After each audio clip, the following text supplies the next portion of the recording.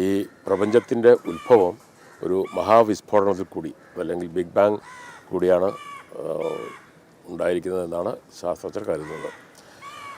ഒരു അനന്തമായ ഇൻഫിനിറ്റ് ഡെൻസിറ്റിയിൽ ദ്രവ്യമെല്ലാം കൂടി കേന്ദ്രീകരിച്ചപ്പോൾ ഒരു ചെറിയൊരു ഇൻസ്റ്റബിലിറ്റീസിൽ ഒരു വിസ്ഫോടനം ഉണ്ടായി.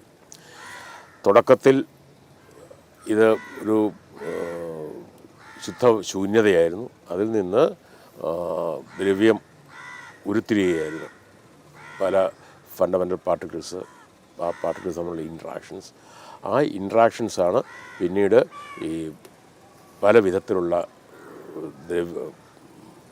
പാർട്ടിക്കിൾസും അതിൽ നിന്ന് ദ്രവ്യങ്ങളും ദ്രവ്യകണങ്ങളും ഉണ്ടായിക്കൊണ്ടിരിക്കുന്നത്.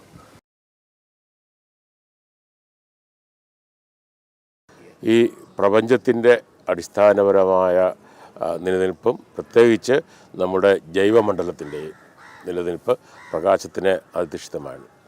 ഉദാഹരണത്തിന് സൂര്യപ്രകാശം ഇല്ലായിരുന്നുവെങ്കിൽ നമുക്കൊരു ബയോസ്ഫിയർ ഉണ്ടാകില്ല. അതുപോലെ തന്നെ ഈ പ്രപഞ്ചം ഉത്ഭവിച്ചപ്പോൾ തന്നെ ഉണ്ടായിരുന്ന ഏറ്റവും ആദ്യത്തെ ഫോഴ്സാണ് ഇലക്ട്രോമാഗ്നറ്റിക് ഫോഴ്സ്. അതിൽ നിന്ന് ഉരുത്തിരിഞ്ഞതാണ് ഈ പ്രകാശം എന്ന് പറയുന്നത്. പ്രകാശത്തിൽ നിന്ന് പ്രകാശം പിന്നീട് കണികകളായി രൂപപ്പെടുത്താൻ സാധ്യതയുണ്ടായി. അതുപോലെ തന്നെ പ്രകാശത്തിൻ്റെ വിവിധ തരംഗദൈർഘ്യത്തിൽ പലതരം ഫ്രീക്വൻസി അതിൻ്റെ അടിസ്ഥാനപരമായിട്ടുള്ള ഗുണഗണങ്ങളോടുകൂടി പ്രപഞ്ചത്തിൻ്റെ ബഹുസ്വരതകൾ, ഡൈവേഴ്സിറ്റീസ് ഉണ്ടാവുകയുണ്ടായി. ഉദാഹരണത്തിന് വളരെ ഉയർന്ന തരംഗ ദൈർഘ്യമുള്ള റേഡിയോ വേവ്സ് മുതൽ ഏറ്റവും താഴ്ന്ന തരംഗദൈർഘ്യമുള്ള ഫണ്ടമെൻ്റൽ പാർട്ടിക്കിൾസ് വരെ ഉരുത്തിരിഞ്ഞു വന്ന ഈ ഒരു ഡൈക്കോട്ടമിക്കൽ ആസ്പെക്റ്റ്, അതായത് ദ്വന്ദ്വ സ്വഭാവം പ്രകാശത്തിൻ്റെ തരംഗവും സ്വഭാവവും കണികാ സ്വഭാവവും, അതുതന്നെയാണ് പ്രകാശത്തിൻ്റെ ഏറ്റവും പ്രധാനപ്പെട്ട അടിസ്ഥാനപരമായ സ്വഭാവം. പ്രകാശമില്ലായിരുന്നുവെങ്കിൽ ഈ പ്രപഞ്ചം തന്നെ ഉണ്ടാകുമായിരുന്നില്ല. അടിസ്ഥാനപരമായിട്ടുള്ള സൃഷ്ടിയുടെ ഒരു ഫണ്ടമെൻ്റൽ ആസ്പെക്റ്റാണ് പ്രകാശം എന്ന് പറയുന്നത്. അതുകൊണ്ട് തന്നെയാണ് പ്രകാശത്തിന് ഇത്രമാത്രം സാധ്യത ഗുണങ്ങളും ഉണ്ടായിക്കൊണ്ടിരിക്കുന്നത്. ഇതിൽ ഒരു കാര്യം ഈ പ്രപഞ്ചത്തിനെക്കുറിച്ച് നാം മനസ്സിലാക്കുന്നത് വിദൂരതയിൽ നിന്ന് വരുന്ന ഇലക്ട്രോമാഗ്നറ്റിക് റേഡിയേഷൻസ്, അതായത് പ്രകാശത്തിൻ്റെ പല വിധത്തിലുള്ള തരംഗദൈർഘ്യത്തിൽ നിന്ന് വരുന്ന സന്ദേശങ്ങൾ വഴിയാണ്. റേഡിയോ ആസ്ട്രോണമി, അതുപോലെ x ray astronomy, visible light astronomy, ഇതൊക്കെ പ്രകാശത്തിൽ അനുബന്ധിതമായിട്ടാണ് ഇരിക്കുന്നത്.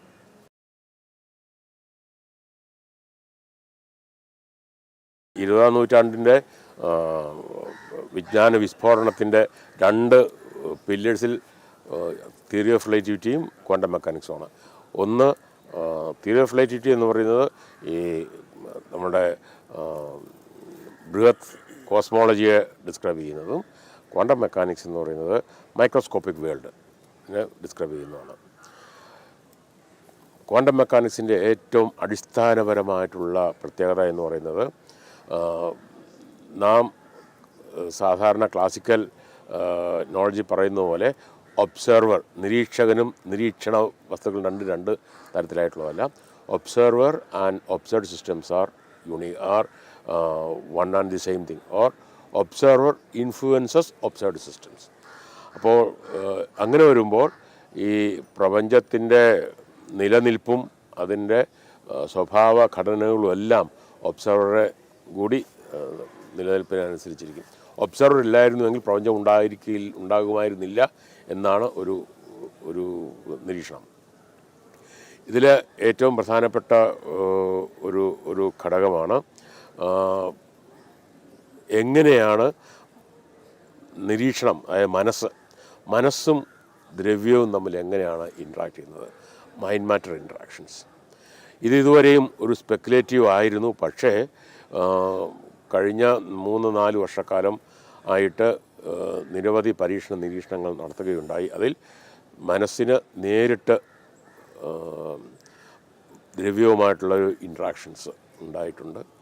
അതിൽ ഏറ്റവും പ്രധാനപ്പെട്ട ഒരു പരീക്ഷണം നടന്നുകൊണ്ടിരിക്കുമ്പോൾ നാം ഒരാൾ ശരിക്ക് മനസ്സിനെ ക്രോഡീകരിച്ചു കഴിഞ്ഞാൽ ആ പരീക്ഷണത്തിൻ്റെ റിസൾട്ട് തന്നെ മാറി വരാൻ പോകുന്ന ഒരു അവസ്ഥാവിശേഷങ്ങൾ ഉണ്ടായിട്ടുണ്ട്. ഇങ്ങനെ പ്രപഞ്ചത്തിൻ്റെ നിലനിൽപ്പ് പ്രപഞ്ചത്തിനെ നിരീക്ഷിക്കുന്ന ആൾക്കാരില്ല എങ്കിൽ ഉണ്ടാകില്ല. അപ്പോൾ പ്രപഞ്ചവും നിരീക്ഷകനും നിരീക്ഷണം തമ്മിലുള്ള ആ സംയോഗം, അതാണ് ക്വാണ്ടം മെക്കാനിക്സിൻ്റെ ഏറ്റവും പ്രധാനപ്പെട്ട ഒരു സ്വഭാവം.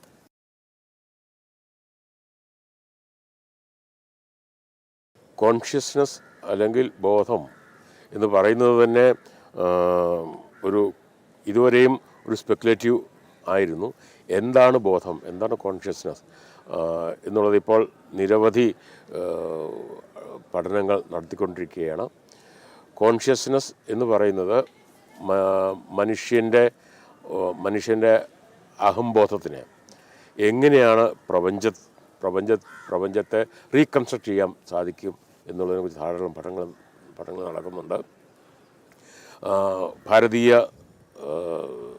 തത്വശാസ്ത്രത്തിൽ ഏറ്റവും പ്രധാനപ്പെട്ട ഗ്രന്ഥമായ ഋഗ്വേദത്തിലൊരു സൂക്തമുണ്ട്. അത് നാസദീയ സൂക്തം എന്ന് പറയുക, സൃഷ്ടി സൂക്തം. അത് എങ്ങനെയാണ് സൃഷ്ടി ഉണ്ടായത് എന്നുള്ളതിനെക്കുറിച്ച്, അതിൽ ഈ മനുഷ്യൻ എങ്ങനെയാണ് പ്രപഞ്ചത്തെ സ്വാധീനിക്കുന്നതിനെക്കുറിച്ച് നന്നായിട്ട് പറയുന്നുണ്ട്. ഞാനിന്ന് പ്രസംഗിക്കാൻ ഉദ്ദേശിക്കുന്ന വിഷയം തന്നെ അതാണ്. എങ്ങനെയാണ് മനുഷ്യൻ്റെ മനസ്സും ദ്രവ്യവും നമ്മൾ ഇൻട്രാക്ട് ചെയ്യുന്നത്. ഇങ്ങനെ വരുമ്പോൾ ഒരു മനുഷ്യൻ എന്ന് പറയുന്നത് ഒരു ഇൻഡിപെൻഡൻ്റ് ആയിട്ടുള്ള വ്യക്തികളായിട്ടല്ല വരാൻ പോകുന്നത്. ഉദാഹരണത്തിന് അരബിന്ദോയുടെ സാവിത്രിയിൽ പറയുന്നത് അടുത്ത ലെവൽ ഓഫ് എവല്യൂഷൻ എന്ന് പറയുന്നത് മാനസികമായിട്ടുള്ള എവല്യൂഷനാണ്. ഫിസിയോളജിക്കൽ എവല്യൂഷൻ തീർന്നു. Now the mind is going to evolve and all the mind is going to get mixed up to have a universal mind. അങ്ങനെ വരുമ്പോൾ എവിടെയെങ്കിലും ആർക്കെങ്കിലും ഒരു ചെറിയൊരു ഫീലിംഗ് ഉണ്ടായിക്കഴിഞ്ഞാൽ അത് പെട്ടെന്ന് എല്ലാവരിലും അത് ബാധിക്കും. ചിലരൊക്കെ മ്യൂട്ടേറ്റ് ചെയ്തിരുന്നു നേരത്തെ തന്നെ. അവരാണ് ശ്രീ ബുദ്ധൻ, ക്രൈസ്റ്റ്, കൃഷ്ണ. അതുകൊണ്ടാണ് ക്രൈസ്റ്റിനെ പറയുന്നത് നിങ്ങളുടെ പാപമെല്ലാം എന്നിൽ സംക്ഷേപിക്കുക എന്ന് പറയുന്ന കാരണം തന്നെ നിങ്ങൾക്ക് എന്താണ് സംഭവിക്കുന്നത് എനിക്കറിയാൻ സാധിക്കും. അതുകൊണ്ട് നിങ്ങളുടെ പാപമെല്ലാം എനിക്ക് മാറ്റിമറിക്കാൻ സാധിക്കും. അരബിന്ദോ ആശ്രമത്തിലെ അമ്മയ്ക്ക് ഇതിന് ഭയങ്കരമായിട്ടൊരു ശക്തിവിശേഷം ഉണ്ടായിരുന്നു എന്നാണ് പറയുന്നത്. ഭാവിയിൽ ഈ മനുഷ്യൻ എന്ന് പറയുന്ന അങ്ങനത്തെ ഒരു യൂണിവേഴ്സൽ ആളായിട്ട് മാറാൻ സാധ്യതയുണ്ട്.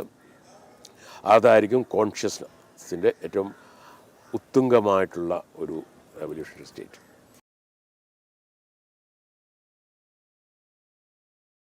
ECD സുദർശൻ്റെ ഏറ്റവും പ്രധാനപ്പെട്ട വർക്കുകളിൽ ഒന്നാണ് ടാക്കിയോൺസ്, പ്രകാശത്തിനേക്കാളും കൂടുതൽ വേഗതയിൽ സഞ്ചരിക്കുന്ന പദാർത്ഥങ്ങളെക്കുറിച്ച്. അത് ഇതുവരെയും കണ്ടുപിടിക്കപ്പെട്ടിട്ടില്ല. എങ്കിലും ഭൗതികശാസ്ത്രത്തിൻ്റെ അടിസ്ഥാന പ്രമാണം പ്രകാരം അതിന് നിലനിൽക്കുന്നതിന് ഒരു വിരോധവുമില്ല. എന്നാൽ ഒരു കോസാലിറ്റി എന്ന് പറയുന്ന ആ ഒരു കാര്യകാരണ സിദ്ധാന്തത്തിന് ഉപോത്ബലകമാകാൻ വേണ്ടി ഒരു റീഇൻ്റർപ്രിട്ടേഷൻ, അത് മെറ്റാ റിലേറ്റിവിറ്റി എന്നാണ് സുദർശൻ പറയുക. അതിനെക്കുറിച്ച് ധാരാളം പഠനങ്ങൾ അദ്ദേഹവും അദ്ദേഹത്തിൻ്റെ ശിഷ്യന്മാരും ചെയ്തിട്ടുണ്ട്. അതിൽ ഒരു പ്രത്യേകത, തിയറി ഓഫ് റിലേറ്റിവിറ്റിക്ക് ഒരു വേറൊരു ഉന്നതമായ ഒരു കാഴ്ചപ്പാടുകൾ നൽകുകയാണ് ചെയ്യുന്നത്. രണ്ടാമത് സുദർശൻ്റെ ഏറ്റവും പ്രധാനപ്പെട്ട വർക്കുകളിൽ ഒന്നാണ് ക്വാണ്ടം ജീനോ എഫക്റ്റ് എന്ന് പറയുക. ക്വാണ്ടം ജീനോ എഫക്റ്റ് എന്ന് പറയുന്നത് നാം നിരീക്ഷിക്കുമ്പോൾ നിരീക്ഷിക്കപ്പെടുന്ന വസ്തുവിൻ്റെ സ്വഭാവം മാറിപ്പോകുന്നു. അത് ഉദാഹരണത്തിന് ഒരു സോഡിയം ആറ്റം എക്സൈറ്റ് ചെയ്ത് കഴിഞ്ഞാൽ ആ എക്സൈറ്റഡ് സ്റ്റേറ്റിൽ അതൊരു നാനോ സെക്കൻഡ് നിലയിൽ നിൽക്കാൻ സാധിക്കും. പക്ഷേ കണ്ടിന്യൂസ് ആയിട്ട് അതിനെ നിരീക്ഷിക്കുകയാണെങ്കിൽ അത് ഡീഎക്സൈറ്റ് ചെയ്യാൻ വളരെ താമസിക്കും. ഒരു റേഡിയോ ആക്റ്റീവ് മെറ്റീരിയൽ കണ്ടിന്യൂസ് ആയിട്ട് നോക്കിക്കൊണ്ടിരിക്കുകയാണെങ്കിൽ, നോക്കുക എന്ന് പറഞ്ഞു കഴിഞ്ഞാൽ അതിൻ്റെ നമ്മുടെ അതിനൊരു ടെക്നോളജി ഉണ്ട്. കണ്ടിന്യൂസ് ആയിട്ട് നിരീക്ഷിച്ചുകൊണ്ടിരിക്കുകയാണെങ്കിൽ അതിൻ്റെ ഡീക്കെ വളരെ സ്ലോ ഡൗൺ ചെയ്യും. അങ്ങനെ നിരീക്ഷകനും നിരീക്ഷണവും ആയിട്ടുള്ള ഒരു ദ്വന്ദ്ം ഇല്ല. അതാണ് ഒന്നായി നിന്നെ രണ്ടെന്ന് കണ്ട. അത് മിക്കവാറും സുദർശൻ എവിടെ ചെന്നാലും പ്രസംഗിക്കുന്നൊരിതാണ്. അതായത് ഒന്ന് എന്ന് പറയുന്നത് നാം രണ്ടായിട്ട് കാണുന്ന നമ്മുടെ അജ്ഞതയാണ്. രണ്ടും ഒന്ന് തന്നെയാണ്. അതുകൊണ്ടാണ് സുദർശൻ പറഞ്ഞത്, ഞാൻ ഒരു വേദാന്തി ആയിട്ട് അറിയപ്പെടാനാണ് ഇഷ്ടപ്പെടുന്നത് എന്ന് പറയുന്നത്.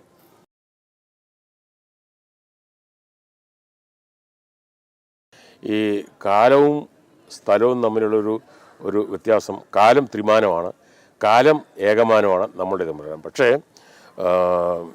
കാലത്തിനും സ്ഥലത്തിനും എല്ലാം ത്രിമാന സ്വഭാവമുള്ള ഒരു സ്പേസ് ത്രിമാനം. സ്ഥലം ഓക്കെ, സ്ഥലം എന്ന് പറയുന്നത് ത്രിമാനവും കാലം എന്ന് പറയുന്നത് ഏകമാനവുമാണ് നമ്മളുടെ ഇപ്പോഴത്തെ അറിവിൽ. പക്ഷേ ഇതിന് തൊട്ടു മുൻപ് ഈ പ്രപഞ്ചം ഉണ്ടാകുന്ന ആ അവസ്ഥയിൽ സ്ഥലത്തിനും കാലത്തിനും ഒരു ത്രിമാന ഭാവം ഉണ്ടായിരുന്നു. ഒരു എവല്യൂഷനിൽ 3+1, അതായത് 3 സ്ഥലവും 1 കാലവും എന്ന ഒരു നിലയും 3 കാലവും 1 സ്ഥലവും എന്നൊരു നിലയിലേക്കും അങ്ങ് സ്പ്ലിറ്റ് ചെയ്ത് പോയിട്ടുണ്ട്. നമ്മൾ പ്രപഞ്ചം എന്ന് പറയുന്നത് 3 സ്ഥലവും 1 കാലവുമാണ്. നമ്മുടെ ഈ സൂക്ഷ്മ പ്രപഞ്ചത്തിൻ്റെ ആധാരമായ ക്വാണ്ടം മെക്കാനിക്സിൽ ഇതുപോലെ കാലം എന്ന് പറയുന്നത് സിമെട്രിക്കാണ്. അതായത് നമുക്ക് ഭാവിയിലേക്കോ ഭൂതത്തിലേക്കോ പോകുന്നതിന് ഒരു വിധത്തിലും ക്വാണ്ടം മെക്കാനിക്സ് അതിന് വിരുദ്ധമായിട്ട് നിൽക്കുന്നില്ല.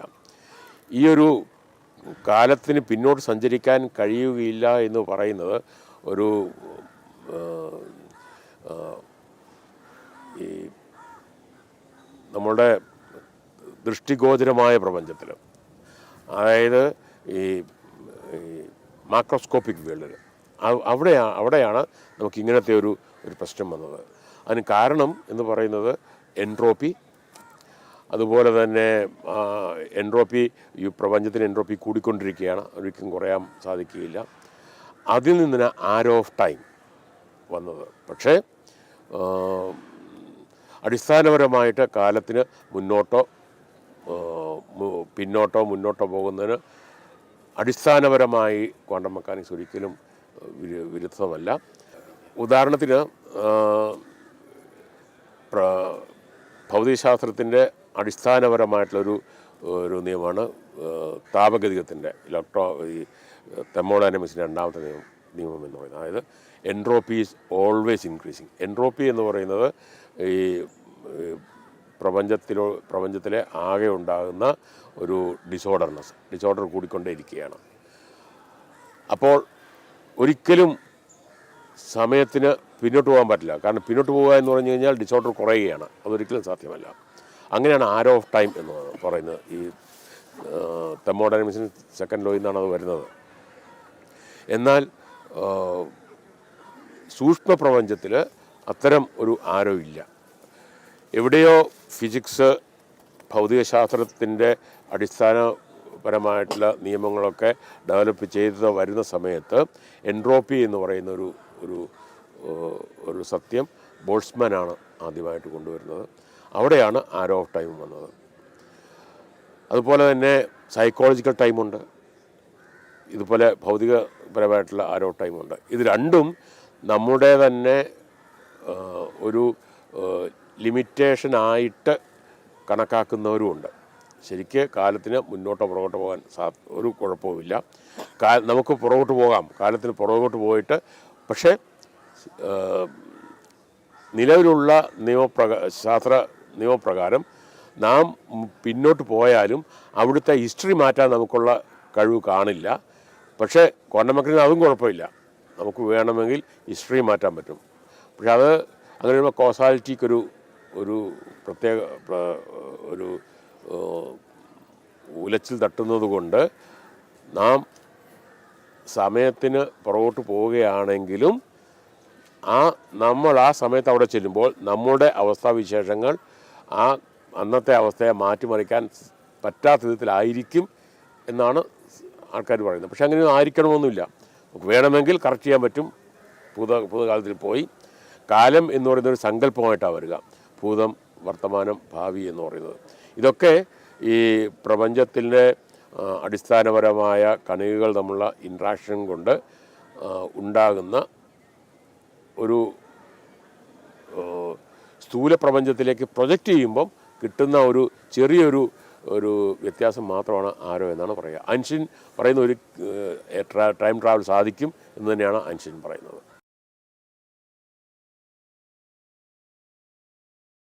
ഈ 11 മാനങ്ങൾ, 11 ഡയമെൻഷണൽ വേൾഡ് സ്ട്രക്ചർ പറയാനുള്ള കാരണം സ്ട്രിംഗ് തിയറി എന്ന് പറയുന്നത് പദാർത്ഥ ഘടനയുടെ ഒരു പ്രത്യേക സിദ്ധാന്തമാണ് സ്ട്രിംഗ് തിയറി.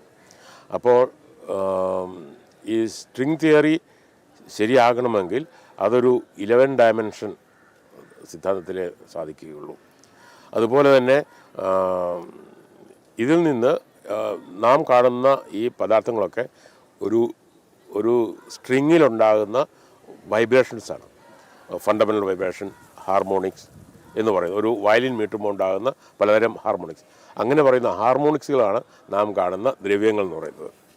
അപ്പോൾ അങ്ങനെ വരുമ്പോൾ അതിന് ഒരു അടിസ്ഥാനപരമായ അവസ്ഥാവിശേഷം വേണമെങ്കിൽ ഒരു മിനിമം 11 ഡയമെൻഷൻ വേണം എന്നുള്ളതാണ് ശാസ്ത്രജ്ഞർ കണ്ടെത്തിയിരിക്കുന്നത്. ഇത് ശരിയാണോ എന്ന് നമുക്കിപ്പോൾ പറയാൻ സാധിക്കുകയില്ല. കാരണം ഇപ്പോഴും സ്ട്രിംഗ് തിയറി ഇപ്പോഴും ഒരു സൈദ്ധാന്തിക തലത്തിലാണ്.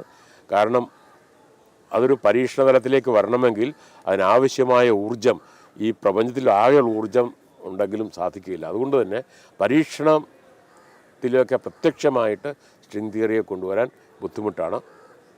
അതുകൊണ്ട് തന്നെ ഇപ്പോഴൊരു ഒരു സൈദ്ധാന്തിക തലത്തിൽ മാത്രം സ്ട്രിംഗ് തിയറി ഒതുങ്ങുകയാണ്. എങ്കിലും പ്രപഞ്ചത്തിനൊരു ഒരു ഒരു സ്വഭാവ വിശേഷമായിട്ട് നമുക്ക് വേണമെങ്കിൽ കണക്കാക്കാൻ സാധിക്കും. ഒരു 2 ഡയമെൻഷണൽ ജീവിക്ക് നമ്മളിവിടെ സ്ക്വയർ വരച്ചു കഴിഞ്ഞാൽ ആ സ്ക്വയറിൽ ട്രാപ്പ് ചെയ്ത് കഴിഞ്ഞാൽ അയാൾക്ക് പുറത്തേക്ക് പോകാൻ പറ്റില്ല. കാരണം 3ാമത്തെ ഡയമെൻഷൻ ഉണ്ടെങ്കിൽ മാത്രമേ അയാൾക്ക് പുറത്തേക്ക് വരാൻ പറ്റുള്ളൂ. കാരണം ഒരു സ്ക്വയർ വെച്ച് ഇരിക്കുകയാണ്. എന്നാൽ നമുക്ക് ബുദ്ധിമുട്ടില്ല. നമുക്ക് 3ാമത്തെ ഡയമെൻഷനിൽ കൂടി എൻ്റർ ചെയ്യാൻ പറ്റും. എന്ന് പറയുന്ന പോലെ ഈ ഹയർ ഡയമെൻഷൻ ഉണ്ടാകുമ്പോൾ ഈ 3 ഡയമെൻഷനിലേക്ക് വേണമെങ്കിൽ ഒരു 4 ഡയമെൻഷനിലെ ജീവിക്ക് കയറി വരാം, ഒരു കുഴപ്പമില്ലാതെ. അങ്ങനെ വരുമ്പോൾ ഒരു പ്രപഞ്ചത്തിൻ്റെ അടിസ്ഥാനപരമായ സ്വഭാവ വിശേഷങ്ങൾക്ക് തന്നെ ഒരു മാറ്റമുണ്ടാകും. കാരണം ഇൻട്രാക്ഷൻസ് വളരെ കോംപ്ലക്സ് ആയിട്ട് മാറും.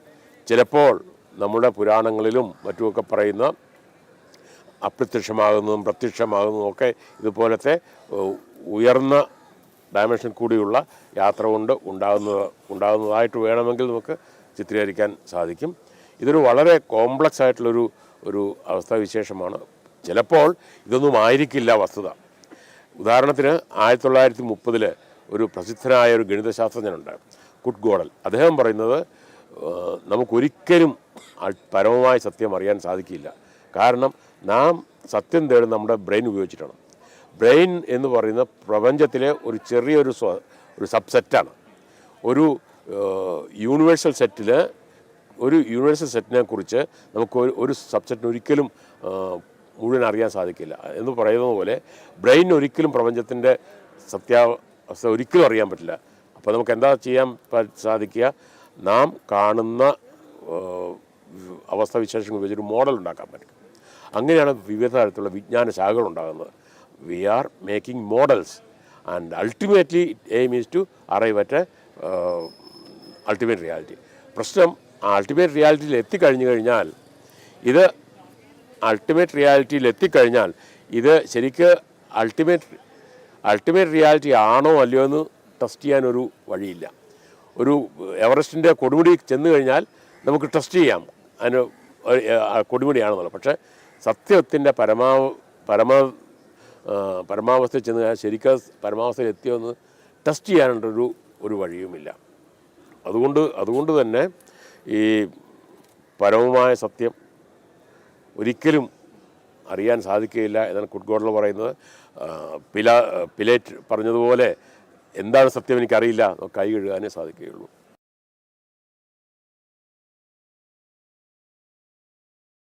ഈ അത്ഭുതങ്ങൾ അല്ലെങ്കിൽ അതിഭൗതികത, മെറ്റാഫിസിക്സ് എന്നൊക്കെ പറയുന്നത് ശരിക്ക് നമ്മളുടെ ഇപ്പോഴത്തെ അറിവിൻ്റെ ഒരു പരിമിതിയാണ്. ഉദാഹരണം, നാം ഇതെല്ലാം അറിയും നമ്മുടെ മസ്തിഷ്കത്തിൻ്റെ കഴിവ് ഉപയോഗിച്ചിട്ടാണ്. മസ്തിഷ്കത്തിൻ്റെ ഒരു 1% താഴെ നമ്മൾ ഉപയോഗിക്കുന്നുള്ളൂ. എന്നാൽ അതിന് പകരം ഒരു 1% കൂടെ കൂടാൻ സാധിക്കുകയാണെങ്കിൽ we will perform something which we feel that is അതിഭൗതികത. ശരിക്കും നമ്മളുടെ കഴിവിൻ്റെ പരിമിതിയാണ് അത് കാണിക്കുന്നത്. ഒരു സൂപ്പർ നാച്ചുറൽ എന്ന് പറയുന്ന ഒരു സംഭവം ഇല്ല. ആരെങ്കിലും ഒരാൾക്ക്, ഉദാഹരണത്തിന് ഈ സർക്കസിൽ ആൾക്കാർ ഒരു ഗിമിക്സ് കാണിക്കും, ഒരാൾ ചെയ്യുകയാണെങ്കിൽ ആർക്കുണ്ടെങ്കിലും ചെയ്യാം. Only thing is that you need exercise for that എന്ന് പറയുന്നത് പോലെ അതിഭൗതികത എന്ന് പറയുന്നത് നമ്മളുടെ ഇപ്പോഴത്തെ അവസ്ഥയിൽ ബ്രെയിനിന് ചിന്തിക്കാൻ പറ്റാത്ത തലത്തിലെത്തുന്നതുകൊണ്ടാണ്. അങ്ങനത്തെ ഒരു സംഭവമില്ല അതിഭൗതികത എന്ന് പറയുന്നത്. ഈ പണ്ട് കാലത്ത് പറയുന്ന ഈ അപ്രത്യക്ഷമാകുക, ടൈം ട്രാവൽ ചെയ്യുക, നമ്മുടെ ട്രിവാൻഡ്രത്തിനുള്ള എന്ന് പറയുന്ന സ്പിരിച്വൽ ലീഡർ ഉണ്ടല്ലോ, അദ്ദേഹത്തിന് ഈ സ്പേസ് ട്രാവൽ എക്സ്പീരിയൻസ് ചെയ്തിട്ടുണ്ടെന്നാണ് അദ്ദേഹം പറയുന്നത്. ശരിക്ക് മനസ്സിന് അതിനുവേണ്ടി ട്രെയിൻ ചെയ്യിക്കുകയാണെങ്കിൽ യോഗയുടെ ഏറ്റവും പ്രധാനപ്പെട്ടൊരു സംഭവം അതുതന്നെയാണ്. നമ്മുടെ മനസ്സിനെ അതിഭൗതികതയിലേക്ക് കൊണ്ടുവരിക. So that we can have a space travel, we can have a levitations. ഇതിനൊക്കെ മനസ്സിന് അതിനുമാത്രമുള്ള കഴിവുണ്ടതിന്. അത് ഭൗതികശാസ്ത്രത്തിന് എതിരല്ല. ഭൗതികശാസ്ത്രത്തിൻ്റെ പിന്നിലുള്ള പുരോഗതിയിലേക്ക് അത് ചിലപ്പോൾ സാധ്യമാകാൻ വഴിയുണ്ട്. അതിലേറ്റവും ചില അനുരണനങ്ങളാണ് ഈ എൻടാങ്കിൾഡ് സ്റ്റേറ്റ്സ് എന്ന് പറയുന്നത്. രണ്ട് വസ്തുക്കൾ തമ്മിൽ എത്ര വളരെ ദൂരത്തിലാണെങ്കിൽ അവ തമ്മിലുള്ള സ്വഭാവം അങ്ങോട്ടും ഇങ്ങോട്ടും പരസ്പര ബന്ധിതമായിരിക്കും. ഇത് ഈ ഒരു സിദ്ധാന്തം ഉപയോഗിച്ച് ചൈനക്കാർ കഴിഞ്ഞ വർഷമാണ് സ്പേസിൽ നിന്ന് ഭൂമിയിലേക്ക് സിഗ്നൽസ് ട്രാൻസ്മിറ്റ് ചെയ്യാൻ ഒരു ട്രയൽ നടത്തിയത്. അത് വിജയകരമായിരുന്നു. അപ്പോൾ നാം ഇപ്പോൾ ഉദ്ദേശിക്കുന്ന അത്ഭുതകരമായ കാര്യങ്ങൾ അത്ഭുതകരമായിരിക്കില്ല. ഭാവിയിൽ നാം കൂടുതൽ നമ്മുടെ മനസ്സ് പുരോഗമിക്കുമ്പോൾ ഇതൊക്കെ സാധ്യമാകുമെന്നാണ് ഞാൻ കരുതുന്നത്.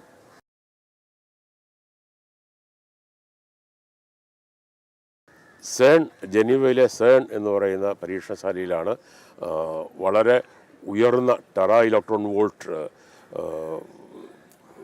ഊർജ നിലയിൽ ഒരു പരീക്ഷണം നടത്തിയപ്പോഴാണ് ഹിഗ്സ് ബോസോൺ എന്ന് പറയുന്ന പദാർത്ഥഗണത്തെ കണ്ടെത്തിയത്. ഹിഗ്സ് ബോസോൺ എന്ന് പറയുന്നത് പീറ്റർ ഹിഗ്സ് 1960കളിൽ പ്രവചിച്ച ഒരു കണികയാണ്. എങ്ങനെയാണ് നമ്മുടെ പ്രപഞ്ചത്തിൽ ഇത്രമാത്രം വിവിധ തരത്തിലുള്ള കണികളുണ്ടാകുന്നത്, പലതരത്തിലുള്ള മാസ്, പല ദ്രവ്യമാനം എങ്ങനെയാണ് ഉണ്ടാകുന്നത്? കാരണം ഒരിക്കലും ഭൗതികശാസ്ത്രം അതിനെക്കുറിച്ച് പറയുന്നില്ല എങ്ങനെയാണ് മാസ് ഉണ്ടായതെന്നുള്ളത്. പീറ്റർ ഹിഗ്സാണ് അതിനൊരു നിർദ്ധാരണം കൊണ്ടുവന്നത്. ഈ ഹിഗ്സ് ബോസോണും പദാർത്ഥ കണങ്ങളുമായിട്ട് ഇൻട്രാക്ട് ചെയ്യുമ്പോൾ പദാർത്ഥ കണങ്ങൾക്ക് സ്പീഡിന് വ്യത്യാസം വരികയാണെങ്കിൽ, അതായത് കൈനറ്റിക് എനർജി വ്യത്യാസം വരികയാണെങ്കിൽ അതിനൊരു ദ്രവ്യമാനമുണ്ട്.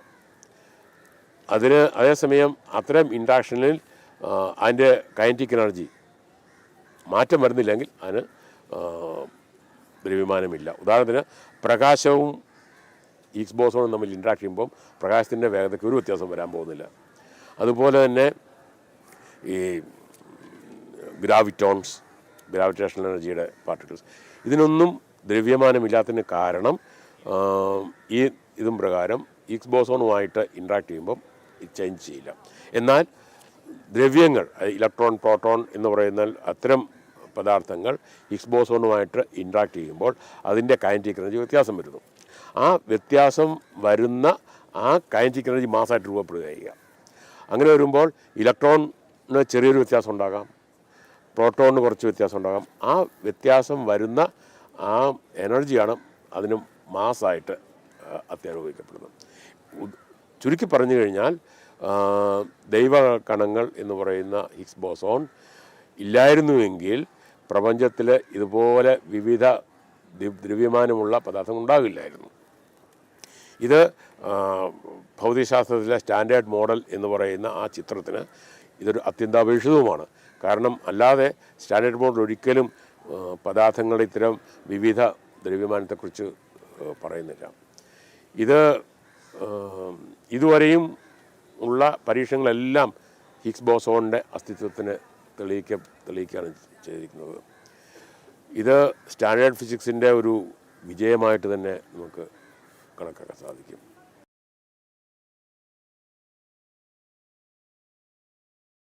പ്രപഞ്ചത്തിൽ നമ്മളുടെ ദൃശ്യപ്രപഞ്ചത്തിലുള്ള പ്രപഞ്ചത്തിലെ എല്ലാ ദ്രവ്യങ്ങളുടെ മാസും ദ്രവ്യമാനവും മറ്റും കണക്കാക്കി കഴിഞ്ഞു കഴിഞ്ഞാൽ അത് പ്രപഞ്ചത്തിൻ്റെ അടിസ്ഥാന നിലനിൽപ്പിന് സാധ്യമാകുന്ന തരത്തിലുള്ള മാസില്ല. എന്നാൽ ഇത്തരം നിലനിൽപ്പ് ഉണ്ടാകണമെങ്കിൽ നമുക്ക് പ്രത്യക്ഷമല്ലാത്ത മാറ്റർ വേണം, എനർജിയും വേണം. ഇതിനാണ് ഡാർക്ക് മാറ്റർ, ഡാർക്ക് എനർജി എന്ന് പറയുന്നത്. ഇത് വരാനുള്ള കാരണം 2000-ന് ശേഷം നടത്തിയ പ്രപഞ്ച വികാസത്തിൻ്റെ ആ പഠനത്തിൽ സാധാരണഗതിയിൽ പ്രപഞ്ച വികാസത്തിൻ്റെ സ്പീഡ് കുറഞ്ഞു വരികയാണ്. എന്നാൽ വളരെ ഫൈൻ ആയിട്ടുള്ള എക്സ്പെരിമെൻ്റ് ചെയ്തപ്പോൾ പ്രപഞ്ചത്തിൻ്റെ വികാസത്തിൻ്റെ സ്പീഡ് കൂടി വരികയാണ്. ഇങ്ങനെ കൂടി വരണമെങ്കിൽ ഈ പ്രപഞ്ചത്തിനെ പുള്ള് ചെയ്യുന്ന തരത്തിലുള്ള ഒരു എനർജിയുടെയോ അല്ലെങ്കിൽ ദ്രവ്യത്തിൻ്റെയോ സാന്നിധ്യം ആവശ്യമാണ്. അവിടെ നിന്നാണ് ഈ ഡാർക്ക് മാറ്റർ അല്ലെങ്കിൽ ഡാർക്ക് എനർജി എന്ന് പറയുന്ന ഒരു സങ്കല്പം ഉരുത്തിരിഞ്ഞു വരുന്നത്. അതുപോലെ തന്നെ നമുക്കൊരിക്കലും വിവരിക്കാൻ സാധ്യമല്ലാത്ത വിധത്തിൽ പ്രപഞ്ചത്തിലെ ഗാലക്സികളും മറ്റും പ്രത്യേക തരത്തിൽ ചലിക്കുന്നുണ്ട്. ആ ചലനവും നമുക്ക് ഡിസ്ക്രൈബ് ചെയ്യണമെങ്കിൽ ഇതുപോലത്തെ ഒരു ഡാർക്ക് എനർജി, ഡാർക്ക് മാറ്ററിൻ്റെ ഒരു സാധ്യത ആവശ്യമാണ്. ഇപ്പോഴും ചെറിയ പരീക്ഷണങ്ങൾ നടത്തിയിട്ടുണ്ട് എങ്കിലും ഡാർക്ക് മാറ്ററിൻ്റെ, ഡാർക്ക് എനർജിയുടെ അസ്തിത്വം ഇതുവരെ പ്രൂവ് ചെയ്തിട്ടില്ല.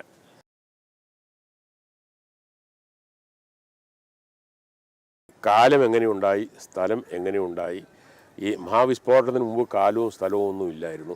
അപ്പോൾ ഈ മഹാവിസ്ഫോടനത്തിന് മുമ്പ് എന്തായിരുന്നു എന്നുള്ളതിന് അത്തരം ചോദ്യത്തിന് സാധ്യതയില്ല, അങ്ങനെ ചോദിക്കരുത് എന്നാണ് ഭൗതികശാസ്ത്രം പറയുന്നത്.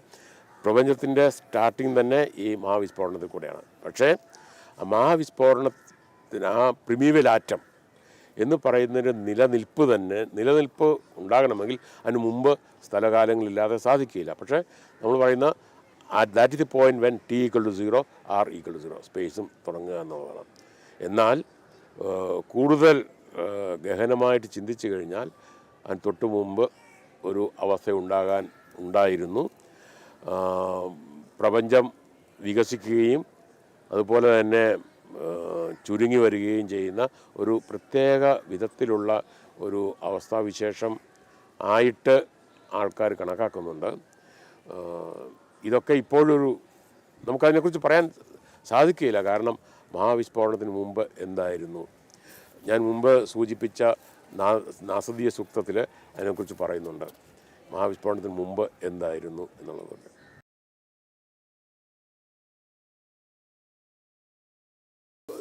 നാം രാത്രിയിൽ ആകാശത്തേക്ക് നോക്കിക്കഴിയുമ്പോൾ നിരവധി നക്ഷത്രങ്ങൾ ഇങ്ങനെ ഡിസ്ട്രിബ്യൂട്ട് ചെയ്തിരിക്കുന്നത് കാണാം.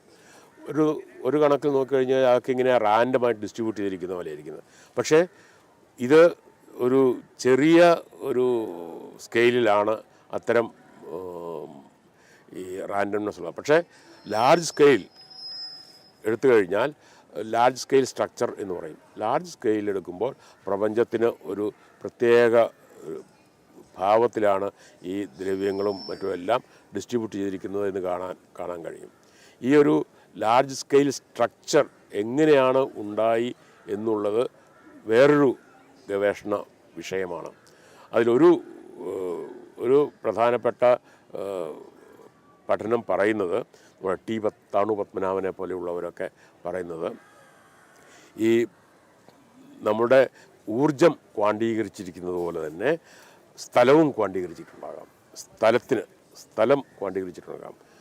അങ്ങനെ വരുമ്പോൾ ഇത്തരം ക്വാണ്ടീകരിച്ചിട്ടുള്ള ഈ സ്പേസ് ടൈം സ്ട്രക്ചറിൽ നിന്ന് ഉരുത്തിരിഞ്ഞു വന്ന ഒരു അവസ്ഥാവിശേഷമായിട്ട് നമുക്ക് പ്രപഞ്ചത്തെ കാണാൻ സാധിക്കും. അങ്ങനെ വരുമ്പോൾ നമുക്ക് ഈ ബിഗ് ബാങ്ങിന് മുമ്പ് എന്താണ് എന്നുള്ളത് ഒരു സൂചനകൾ നമുക്ക് ലഭിക്കും. പക്ഷേ അതിലൊരിക്കലും നമുക്കൊരു പരീക്ഷ നിരീക്ഷണങ്ങൾ സാധിക്കില്ല, സ്പെക്കുലേഷൻ മാത്രമേ സാധിക്കുകയുള്ളൂ. മനുഷ്യ മനസ്സിൻ്റെ ഏറ്റവും ഉത്തുംഗമായിട്ടുള്ള ഒരു ക്രിയേറ്റിവിറ്റിക്ക് എക്സാമ്പിളാണ് ഗ്രാവിറ്റേഷണൽ വേവ്സ് എന്ന് പറയുന്നത്. അതായത് വെറും കടലാസും പേനയും ഉപയോഗിച്ചിട്ട് സ്വന്തം ബുദ്ധി മാത്രം ഉപയോഗിച്ചിട്ട് ഐൻസ്റ്റൈൻ ആവിഷ്കരിച്ച ഗ്രാവിറ്റേഷൻ ഫീൽഡ് തിയറിയിൽ നിന്ന് ഉരുത്തിരിഞ്ഞു വന്ന ഒരു അവസ്ഥാവിശേഷമാണ് ഗ്രാവിറ്റേഷണൽ വേവ്സ് എന്ന് പറയുന്നത്. അദ്ദേഹം 1915 പ്രവചിച്ചു. കൃത്യം 100 വർഷം കഴിഞ്ഞപ്പോൾ അത് കണ്ടെത്തുകയും ചെയ്തു. ഇങ്ങനെ വന്നപ്പോൾ ഗ്രാവിറ്റേഷണൽ വേവ്സ്, ഗ്രാവിറ്റേഷണൽ ഫീൽഡ് എന്ന് പറയുന്നതെല്ലാം ന്യൂട്ടൻ്റെ ആക്ഷനറ്റഡ് ഡിസ്റ്റൻസിന് ഒരു നിർദ്ധാരണമാവുകയും ചെയ്തു. ന്യൂട്ടൺ പറഞ്ഞത് എന്തുകൊണ്ടാണ് ഭൂമിയും സൂര്യനും പരസ്പരം ആകർഷിക്കുന്നത്? ന്യൂട്ടൻ്റെ മെക്കാനിക്സ് പ്രകാരം സ്പർശനമില്ലാതെ ഒരിക്കലും ഫോഴ്സ് ട്രാൻസ്മിറ്റ് ചെയ്യാൻ പറ്റില്ല. എന്നാൽ ഗ്രാവിറ്റേഷണൽ ഫോഴ്സ് എന്ന് പറയുന്നത് ഇതുപോലെ പരസ്പര സ്പർശമില്ലാതെ തന്നെ ആ ഫോഴ്സ് ഉണ്ടാകുക ചെയ്യുക. അതിനൊരു നിർദ്ധാരണമാണ് ആൽബർട്ട് ഐൻസ്റ്റൈൻ കൊണ്ടുവന്നത്.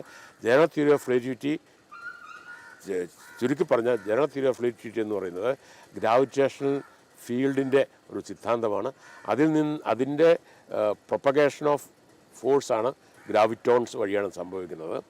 അത് പ്രകാശത്തിൻ്റെ അതേ വേഗതയിൽ തന്നെയാണ് സംഭവിക്കുന്നത്. അതിന് മാസ് ഇല്ലാത്തതുകൊണ്ട്, ദ്രവ്യമില്ലാത്തതുകൊണ്ട് തന്നെ അതിൻ്റെ റേഞ്ച് ഇൻഫിനിറ്റിയാണ് താനും. അതുകൊണ്ടാണ് വളരെ വിദൂരതയിലുള്ള ഈ പ്രപഞ്ച വസ്തുക്കളെല്ലാം അങ്ങോട്ടും ഇങ്ങോട്ടും ആകർഷിക്കുകയും അങ്ങനെയാണ് ഇതുപോലെ ഒരു ലാർജ് സ്കെയിൽ സ്ട്രക്ചർ ഉണ്ടാകാനുള്ള സാധ്യത ഉണ്ടാകുന്നത്.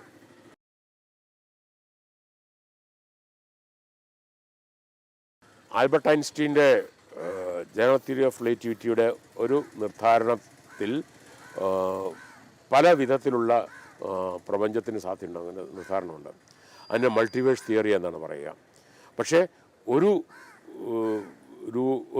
യൂണിവേഴ്സിൽ നിന്ന് വേറൊരു യൂണിവേഴ്സിലേക്ക് നമുക്ക് ട്രാവൽ ചെയ്യാൻ പറ്റുമോ ഇല്ലയോ അതിനും കുഴപ്പമൊന്നുമില്ല. കാരണം ഒരു യൂണിവേഴ്സിനെ മറ്റൊരു യൂണിവേഴ്സിലേക്ക് ഒരു വോം ഹോൾ വഴി കണക്ട് ചെയ്യുക എന്ന് പറയുന്നത്. അതായത് ഒരിടത്ത് നമ്മൾ ഡിസപ്പിയർ ചെയ്തു, വേറൊരു യൂണിവേഴ്സിലേക്ക് നമുക്ക് അപ്പിയർ ചെയ്യാൻ സാധിക്കും. അതിൻ്റെ വോം ഹോൾ കണക്ഷൻ എന്ന് പറയുന്നത്.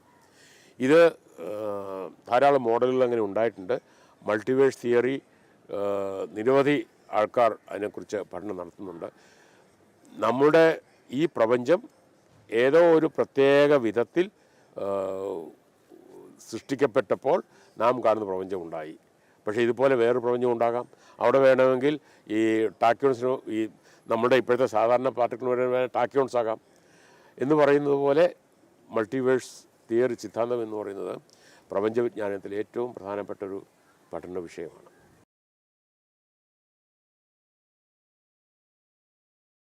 ഒരിക്കലും ഈ ഇത്രമാത്രം അനേക കോടി ഗ്രഹങ്ങളുള്ളപ്പോൾ എന്തുകൊണ്ട് ഭൂമിയിൽ മാത്രം ഇങ്ങനെ ജീവനുണ്ടാകാൻ ഉള്ള ഒരു അവസ്ഥാവിശേഷം ഉണ്ടായി എന്നുള്ളതിന് ഒരു കാരണവുമില്ല. തീർച്ചയായിട്ടും മറ്റ് ജീവൻ്റെ സാധ്യതയുള്ള മറ്റ് ഗ്രഹങ്ങളുണ്ടാകാൻ സാധ്യതയുണ്ട്. പക്ഷേ അത് അനേക കോടി പ്രകാശവർഷങ്ങൾക്ക് അകലെയായിരിക്കും. അപ്പോൾ നമ്മളുമായിട്ടുള്ള ഭൂമിയായിട്ടുള്ള ആ ഇൻട്രാക്ഷൻസ് അതിന് പറ്റുമോ എന്നുള്ളത് നമുക്ക് പറയാൻ പറ്റില്ല. കാരണം നമ്മുടെ ടെക്നോളജിയും അവരുടെ ടെക്നോളജി സെയിം ആയിരിക്കണമെന്നില്ല. ഉദാഹരണത്തിന് ടാക്യോൺസ് ആകാം. ടാക്യോൺസ് ആണെങ്കിൽ എത്ര സ്പീഡിൽ വേണമെങ്കിലും സിഗ്നൽ കമ്മ്യൂണിക്കേഷൻ ചെയ്യാൻ സാധിക്കും. അതുകൊണ്ട് ഒരു മൾട്ടിവേഴ്സ് സിദ്ധാന്തം തീർച്ചയായിട്ടും ഒരു സാധ്യത ഉള്ള ഒരു വിഷയമാണ്. അതുപോലെ തന്നെ ഒരു എക്സ്ട്രാ ടെറസ്ട്രിയൽ ജീവൻ്റെ സാധ്യതയും നമുക്കൊരിക്കലും തള്ളിക്കളയാൻ സാധിക്കില്ല. ചില പരീക്ഷ നിരീക്ഷണങ്ങൾ പറയുന്നത് മൈക്രോബിയൽ തലത്തിലുള്ള ജീവികളുടെ സാന്നിധ്യം ചൊവ്വയിലും ചന്ദ്രനിലൊക്കെ കാണുന്നുണ്ട് എന്നുള്ളതാണ്.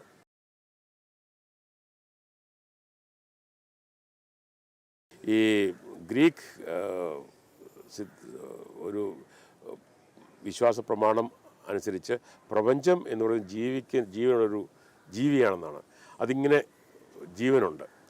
അപ്പോൾ അതിൻ്റെ എവല്യൂഷൻസ്, പ്രപഞ്ചത്തിന് ലക്ഷ്യമുണ്ടോ എന്നുള്ളത് നല്ല നല്ല സ്റ്റേറ്റിലേക്ക് ഇവോൾവ് ചെയ്യാൻ പാകത്തിന് ഒരു ഘടകമുണ്ടാകുക എന്നുള്ളത് ആയിട്ടാണ് ഗ്രീക്കിൽ ഇത് പറയുന്നത്. നമുക്കതിനെക്കുറിച്ച് ഇപ്പോഴത്തെ ശാസ്ത്ര വിജ്ഞാനത്തിൻ്റെ നിലവനുസരിച്ചിട്ട് നമുക്ക് അതിനെക്കുറിച്ച് പറയാനുള്ള ഒരു നിലയിലായിട്ടില്ല. ലക്ഷ്യമുണ്ടോ? അത് ശരിക്കൊരു ദാർശനിക ചോദ്യം തന്നെയാണ്. Why we are here and where are we going, ഈ രണ്ട് ചോദ്യങ്ങളാണ് ഏറ്റവും പ്രധാനപ്പെട്ടത്. ഈയിടെ പുറത്തിറങ്ങിയ ഡാൻ ബ്രൗണിൻ്റെ ഒറിജിൻ എന്ന് പറഞ്ഞൊരു പുസ്തകത്തിൻ്റെ അടിസ്ഥാനപരമായിട്ടുള്ള ചോദ്യം തന്നെയാണ് where are we going and why we are here. ഇത് രണ്ടും വളരെ കോൺട്രവേഴ്ഷ്യലായിട്ടുള്ള ചില ചോദ്യങ്ങൾക്ക് ഉത്തരം തന്നിരിക്കുന്നതാണ്. അതൊരു സ്പെക്കുലേറ്റീവ് ആയിട്ടുള്ളതാണ്.